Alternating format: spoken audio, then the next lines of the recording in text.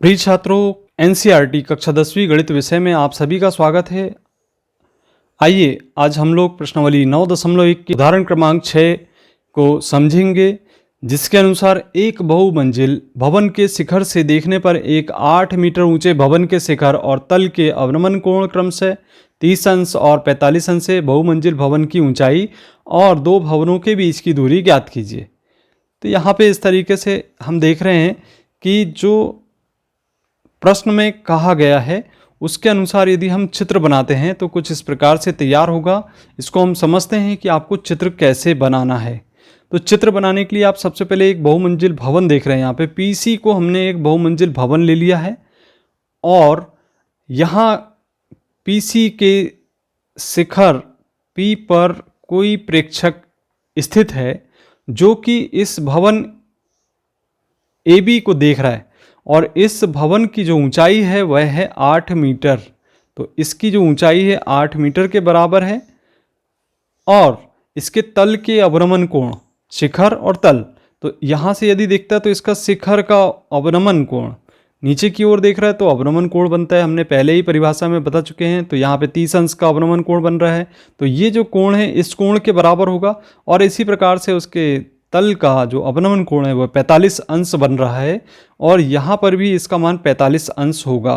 तो ये 45 अंश क्यों होगा और ये 30 अंश क्यों होगा, आइए इसे समझते हैं। सबसे पहले तो आप यहाँ पे देखें एक छोटी सी बात, ये हमारी दो समानांतर रेखाएं हैं। यदि हम इसमें कोई तिर्यक रेखा को इसमें काटते हुए दिखाते हैं तो ये जो कोण है इस कोण के बराबर होता है, ये एकांतर अंतः कोण कहलाता है। और इसी तरीके से ये कोण, तो ये दोनों कोण आपस में बराबर होते हैं और ये एकांतर अंतः कोण होने के कारण तो ये जो कोण है ये भी एकांतर अंतः कोण है और ये एक रेखा है और ये दूसरी रेखा है और यहाँ पे ये कोण बन रहा है 45 अंश, तो एकांतर अंतः कोण इसका ये होगा। तो ये 45 बन रहा है तो ये भी होगा 45। अगर ये 30 बन रहा है तो ये वाली समानांतर रेखा लेकर चलते हैं, तो यहाँ पे 30 अंश का कोण बन रहा है तो यह 30 अंश का कोण निर्मित होगा। तो इस तरीके से आपको समझ में आ गया होगा कि ये यहाँ पर हम इन कोणों को इतना क्यों ले रहे हैं। इस प्रकार से आइए अब यहाँ पे हम देख रहे हैं कि दो समकोण त्रिभुज हमें दिखाई देने लगे। पहला समकोण त्रिभुज PCA दिखाई दे रहा है और दूसरा समकोण त्रिभुज आपको PDB दिखाई दे रहा है। तो दो समकोण त्रिभुज आपको यहाँ पे दिखाई दे रहे हैं। इन दोनों समकोण त्रिभुज को हमको हल करना होगा और यहाँ पे हमें बहुमंजिल भवन की ऊंचाई ज्ञात करना होगा जो कि PC के बराबर है और यहाँ दोनों भवनों के बीच की दूरी जो कि AC के बराबर है। तो इसको हम x मान लेते हैं और ये भवन की जो ऊंचाई है उसको हम मान लेते हैं h। तो कुल ऊंचाई आप यहाँ पे h मानकर चल रहे हैं यहाँ से यहाँ तक के, और ये जो 8 मीटर है इसके समानांतर भुजा है तो ये भी 8 होगी। आप ये मान के चलिए कि CD का मान भी 8 होगा।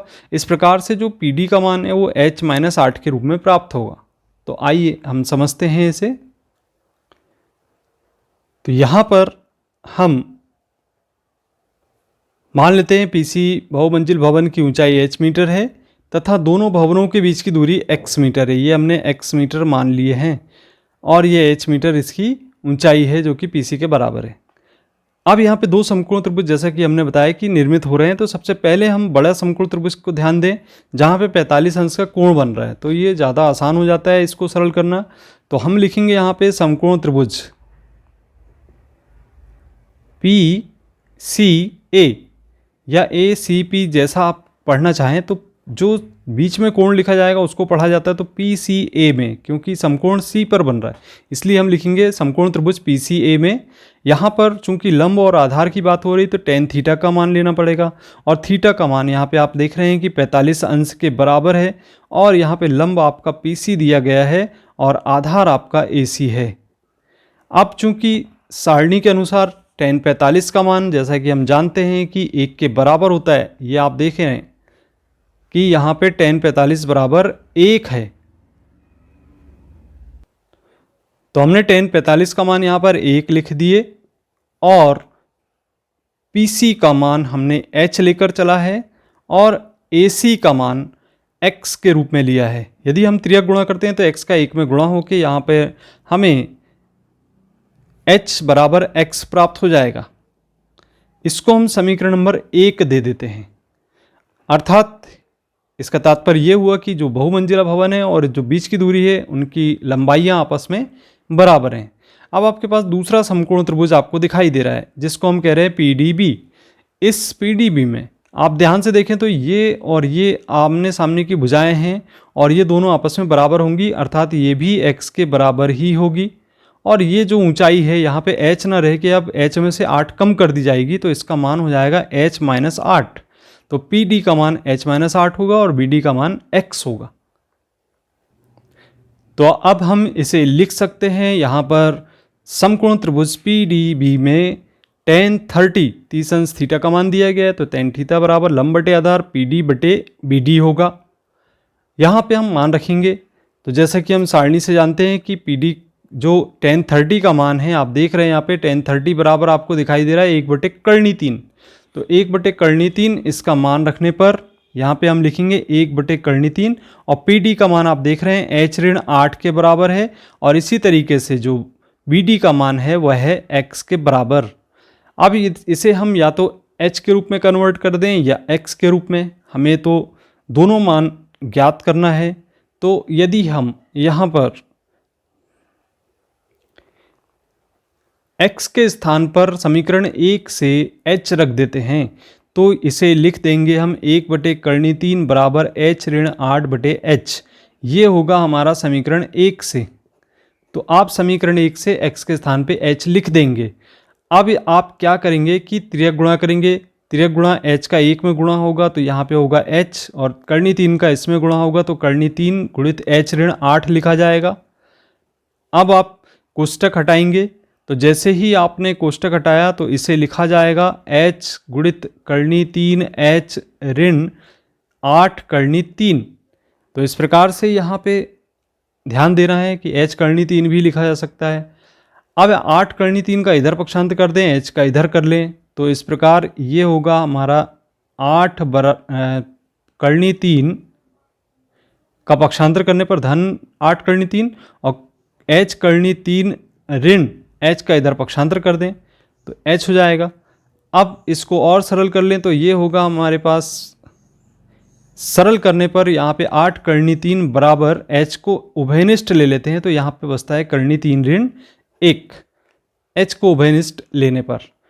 अब देखिए यहाँ पे जब आपने h को उभयनिष्ठ लिया है, हम यहाँ पे कर्णी 3 ऋण 1 का पक्षांतर इसके बटे में करेंगे, अर्थात h बराबर हमें प्राप्त हो जाएगा 8 कर्णी 3 बटे कर्णी 3 ऋण 1। तो जब भी हर में इस प्रकार की जो राशियां प्राप्त होती हैं जो कि कर्णी के रूप में हो, उसका परिमेयकरण किया जाता है। परिमेयकरण करने के लिए इसको चिन्ह बदल के अंश और हर में गुणा किया जाता है। तो यहाँ पे लिखेंगे हर का परिमेयकरण। तो हर का परिमेयकरण करेंगे तो यहाँ होगा h बराबर 8 कर्णी 3 बटे कर्णी 3 ऋण 1 गुणित कर्णी 3 धन 1, अर्थात चिन्ह का, हर के चिन्ह को हम बदलकर अंश और हर में गुणा करते हैं। अब देखिए इसका गुणा इसमें भी करेंगे तो इसे लिखा जाएगा 8 कर्णी 3 का गुणा जैसे ही करते तो 8 कर्णी 3 गुणित कर्णी 3 और धन का चिन्ह लगाए तो 8 कर्णी 3 का 1 में गुणा होगा, इस प्रकार से लिखेंगे। और ये कर्णी 3 ऋण 1 धन कर्णी 3 धन 1, इसको आप समझें तो यदि आप सीधे सीधे भी गुणा करें तो कोई बात नहीं है। कर्णी 3 का कर्णी 3 में गुणा करते हैं तो यहाँ पे लिखेंगे कर्णी 3 गुणित कर्णी 3 और धन का चिन्ह है तो कर्णी 3 में 1 का गुणा होगा और इसी प्रकार से ऋण 1 का कर्णी 3 में गुणा होगा और फिर ऋण 1 का धन 1 में गुणा होगा तो ऋण 1 होगा।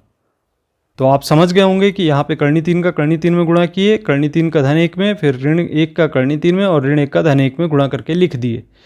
अब देखिए इसमें यहाँ पे इसको सरल करते हैं तो h बराबर होगा कर्णी 3 गुणित कर्णी 3 अर्थात 3 और 8 दिया 24 हो जाएगा और धन का चिन्ह है तो 8 कर्णी 3 होगा और यहाँ कर्णी 3 का कर्णी 3 में गुणा होगा तो 3 होगा और धन कर्णी 3 ऋण कर्णी 3 कैंसिल और यहाँ पे होगा ऋण 1।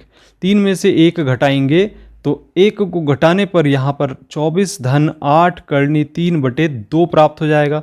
अब 2 का यदि हम भाग दे देते हैं तो जैसे ही हम 2 का भाग देते हैं तो आपको यहाँ पे दिखाई दे रहा है 2 का भाग देने पर 24 में भी 2 का भाग जाएगा और 8 कर्णी 3 में भी 2 का भाग जाएगा। अब आप 2 का भाग दीजिए तो h बराबर होगा 2 एकम 2 और 2 दूनी 4, 12 प्राप्त हो गया और इसी तरीके से यहाँ पर धन का चिन्ह 2 चौ 8, 4 प्राप्त हो गया। यदि हम इसमें से 4 को उभयनिष्ठ ले लेते हैं तो यहाँ पे 4 का दोनों में भाग जा रहा है, तो 4 तिया 12 होता है, तो यहाँ पे लिखेंगे 3 और यहाँ पे आ जाएगा धन, यहाँ पे प्राप्त होगा कर्णी 3।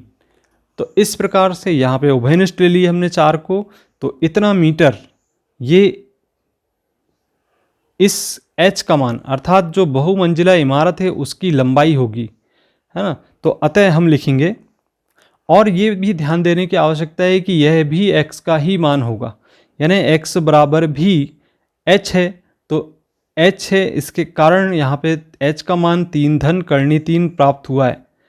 तो हम ये कह सकते हैं कि दोनों का मान समान प्राप्त होगा। तो चूंकि x बराबर h है इसीलिए तो h का मान यहाँ पे हमने रख दिए। अतः हम कहेंगे कि बहुमंजिल भवन की जो ऊंचाई है 4 गुणित 3 धन कर्णी 3 मीटर है तथा दोनों भवनों के बीच की दूरी 4 गुणित 3 धन कर्णी 3 मीटर है। इस प्रकार से आपको इस प्रश्न में कहीं भी किसी भी प्रकार की यदि समस्या है तो आप कमेंट करके पूछ सकते हैं। और आपने यदि पिछला वीडियो नहीं देखा है तो उसको आप यहाँ पे एंड स्क्रीन पर देख रहे हैं, उसको क्लिक करके देख सकते हैं। और यदि आपने पिछला अध्याय 8 त्रिकोणमिति का परिचय नहीं देखा तो आप यहाँ पे एंड स्क्रीन पर क्लिक करके उसे भी देख सकते हैं। तो मिलते हैं हम अगली वीडियो में। धन्यवाद।